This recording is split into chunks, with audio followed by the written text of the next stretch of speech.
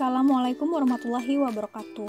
Perkenalkan, kami dari kelompok 8 pada mata kuliah Statistik Bisnis dan Praktikum dari program studi S1 Akuntansi Universitas Mercu Buana.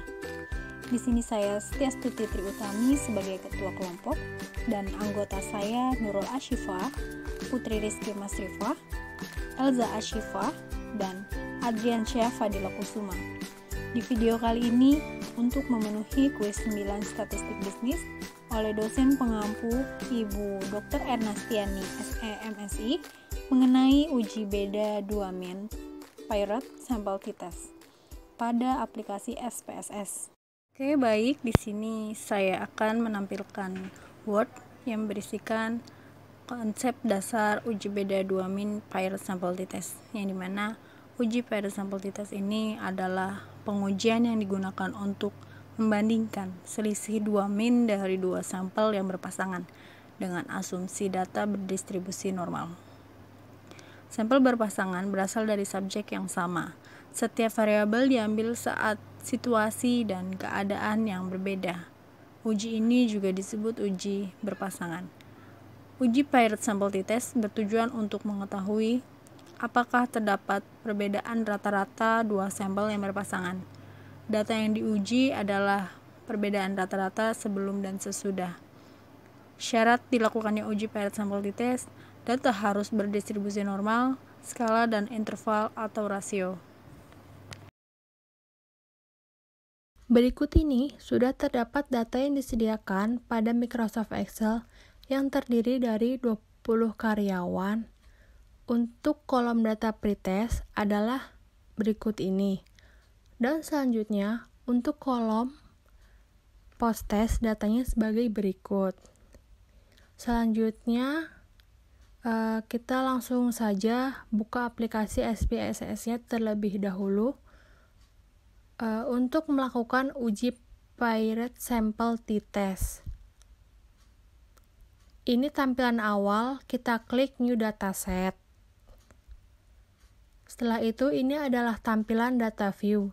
Pertama-tama, kita klik variable view terlebih dahulu. Pada bagian nomor 1, kita tulis pretest.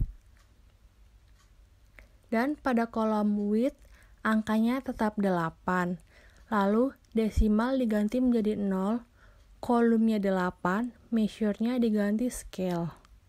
Dilanjutkan nomor 2, kita tuliskan post-test untuk kolom width, desimal, kolom, dan juga measure disamakan seperti pada data pretest. Setelah itu, langsung ke data view. Dan kita tarik garisnya terlebih dahulu agar tabelnya terlihat rapi.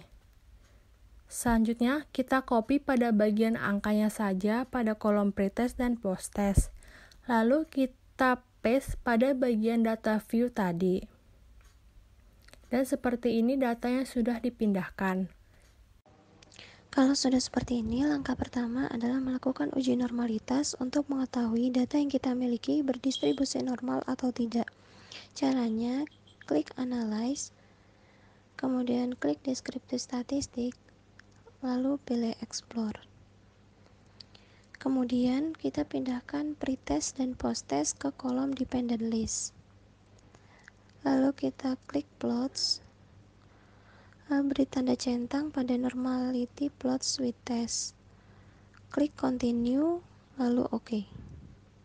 Kita tunggu hasil output dari uji normalitas. Untuk hasil output dari uji normalitas di sini kita lihat pada Test of Normality. Di sini saya sudah memindahkan hasil output ke Microsoft Word untuk memudahkan dalam menginterpretasikannya. Sebelum menginterpretasikannya, kita harus mengetahui dasar pengambilan keputusan uji normalitas. Jika nilai signifikansi lebih besar dari 0,05, maka data dikatakan berdistribusi normal. Dan jika nilai signifikansi lebih kecil dari 0,05, maka data dikatakan tidak berdistribusi normal. Setelah kita mengetahui dasar pengambilan keputusan uji normalitas, selanjutnya kita bisa menginterpretasikan hasil output uji normalitas. Pada kotak test of normality, kita lihat pada Shapiro-Wilk yang sudah diberi warna kuning, di mana didapatkan nilai signifikansi sebesar 0,235 pada pretest dan 0,489 pada posttest, yang mana nilai tersebut lebih besar dari 0,05, maka dapat disimpulkan data berdistribusi normal. Di sini saya akan menjelaskan cara untuk melakukan uji paired sample t-test. Yang pertama kita bisa klik Analyze. Yang kedua lalu kita klik Compare Means, lalu pilih paired sample t-test.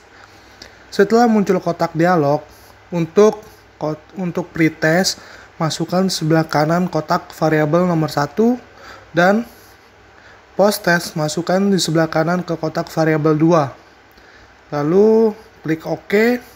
Setelah muncul output dari sampel t-test, di sini saya sudah menyediakan untuk pedoman uji paired sample t-test dalam bentuk Word yang akan saya bacakan. Jika nilai sigma 2TEL kurang dari 0,05, maka ada perbedaan produktivitas yang signifikan antara sebelum dilakukan training dan sesudah dilakukannya training. Yang kedua, jika nilai sigma 2TEL lebih dari 0,05, maka tidak ada perbedaan produktivitas yang signifikan antara sebelum dilakukannya training dan sesudah dilakukannya training.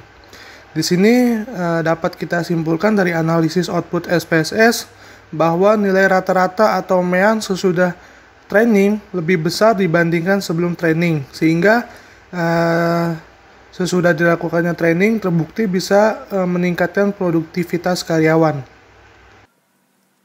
Pada hasil output kedua yaitu paired sample correlation. Korelasi yang digunakan adalah korelasi Pearson product moment. Didapatkan nilai signifikansi sebesar 0,000, nilai tersebut lebih kecil dari 0,05.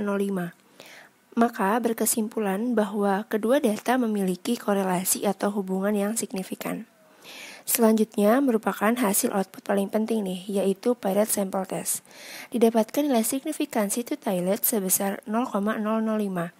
Nilai tersebut lebih kecil dari 0,05, maka berkesimpulan bahwa ada perbedaan produktivitas yang signifikan antara sebelum dilakukannya training dan sesudah dilakukannya training.